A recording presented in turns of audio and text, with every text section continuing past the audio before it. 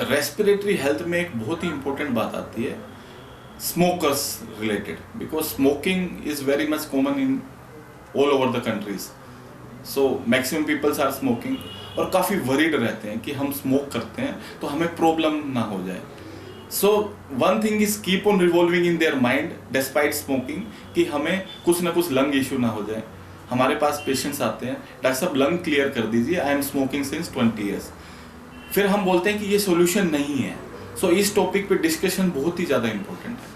So what smoking can cause to you, and smoking जितना जल्दी अगर हो सके हमें बंद तो करनी चाहिए, because it is a habit and every bad habit should be avoided. So smoking तो अगर कोशिश कर सकें, अगर जैसे कि, तो हम उसको अवॉइड करें और बंद करें. तो अगर आप क्रोनिक स्मोकर हैं, अगर 10 से ज़्यादा स्मोक करते हैं और काफ़ी दिनों से करते हैं, तो ये बहुत ही ईजी रहता है कि आप क्विट कर दीजिए. पर कई बार साधन ऐसे नहीं होते, ऐसी सर्कमस्टांसिस नहीं होते कि आप उसको छोड़ पाएँ. तो जब आप स्मोकिंग नहीं छोड़ पाते हैं तब आप क्या क्या ऐसे मेजर्स कर सकते हैं जिससे कि आपकी लंग हेल्थ सुरक्षित रहे और आप अपने आप को स्ट्रॉन्ग बना सकें. फर्स्ट एंड फॉरमोस्ट, अगर स्मोकिंग जब भी बात आती है तो हम मेडिकल भाषा में उसको काउंट करते हैं पैक ईयर्स में. So number of years of smoking into number of smoke per day. अगर आप 20 करते हैं स्मोक और नंबर ऑफ ईयर्स जितना आप स्मोक करते हैं, हम मल्टीप्लाई करके पैक ईयर्स कैलकुलेट करते हैं. जितने पैक ईयर्स ज़्यादा रहते हैं तो मोर रिस्क रहता है रेस्पिरेटरी प्रॉब्लम्स का. सो निवारण बहुत इंपॉर्टेंट है स्मोकिंग का, बिकॉज इंक्रीज पोल्यूशन और विद स्मोकिंग एडिटिव इफेक्ट रहता है, डिजास्टर्स इफेक्ट रहता है लंग्स के ऊपर. सो इसको रोकना कैसे है, रेस्पिरेटरी हेल्थ को इम्प्रूव कैसे करना अगर हम स्मोक करते हैं. Lung clearance is not the solution. What are the treatment? Treatment first and foremost is अगर हमें लगता है कि हमें छोड़ना है, we should have a thinking कि we should fix a date of quit कि हाँ अब तो मुझे छोड़ना है.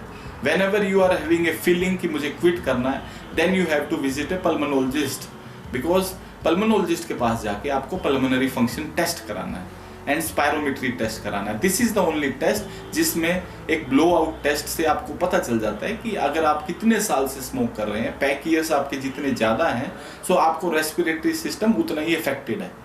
सो अगर आपको सिम्टम्स जब आने लगे तब आपको नहीं जाना है. Even if you are smoking and not having symptoms, तो you can go to a pulmonologist and get a pulmonary function checkup done immediately, because pulmonary function test से इमीडिएटली पता चल जाता है कि आपको कोई इफेक्ट है लंग्स के अंदर या नहीं है. नो चेस्ट एक्सरे और रेडियोग्राफ इज एडवाइजेबल. अगर कोई सिम्टम्स आपको लगता है कि नहीं है, नहीं मैं पहले सीटी करा लेता हूँ, it is not advisable if you are a smoker as well. Smoking को छोड़ने के बहुत सारे मेथड्स रहते हैं, जैसे कि अगर आप स्मोक करते हैं, पैक ईयर्स बहुत ज़्यादा है, तो स्मोकिंग को आप रोकने के लिए, जैसे स्मोकिंग से हमें क्या मिलता है, उससे हमें निकोटिन मिलता है जो कि हमारे ब्रेन के अंदर डोपामिन स्टिमुलेटर होता है, जिससे कि हमें साइंस ऑफ यूफोरिया, रिलैक्सेशन मिलता है, एंजाइटी हमें कम मिलता है. सो मार्केट में जितने भी निकोटिन रिप्लेसमेंट्स रहते हैं, जैसे निकोटिन टैबलेट्स हैं, निकोटिन गम्स हैं, निकोटिन पैचेस हैं, सो निकोटिन रिप्लेसमेंट्स, निकोटिन इनहेलर्स हैं, ये तभी कारगर सिद्ध होते हैं अगर आपके माइंड में ये है कि मुझे ये छोड़ना जरूर है और मुझे ये नहीं लेना है. So whenever a smoking cessation program is activated, तभी हम 2-3 टेस्ट करते हैं जो कि मेडिकल भाषा में फैगरस्ट्रोम टेस्ट बोलते हैं, जिससे कि हम ये डिपिक्ट कर लेते हैं कि आपको स्मोकिंग से कितना डिपेंडेंस है.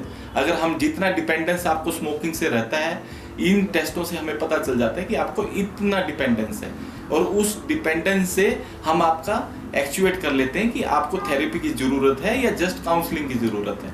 अगर उस डिपेंडेंस आती है कि आपको बिल्कुल लो डिपेंडेंस है, तो कोई निकोटिन रिप्लेसमेंट की जरूरत नहीं होती. हम सिर्फ जस्ट काउंसिल करते हैं कि हाँ जस्ट आपको सेल्फ स्टीम बनाना है कि हाँ मुझे पीना ही नहीं है. जिस सर्कमस्टांसेस में हम पीते हैं हमें उन जगहों पे नहीं जाना है, और हमें स्ट्रेसफुल एक्टिविटी और काम वर्कलोड नहीं लेना है, और नॉर्मल अपनी कूल लाइफ जीना है. और अगर हमारी डिपेंडेंस ज़्यादा आती है तो ऑब्वियसली अगर हम बोलते हैं कि आप क्विट कर दीजिए तो क्विट नहीं कर सकते। सो उसमें replacement with nicotine tablets gums हम दे सकते हैं depending upon the dose and duration. वो हम डेली रूटीन में पेशेंट्स को देते हैं और स्मोकिंग सेसेशन क्लिनिक्स चलाते हैं and patients are getting benefit out of it.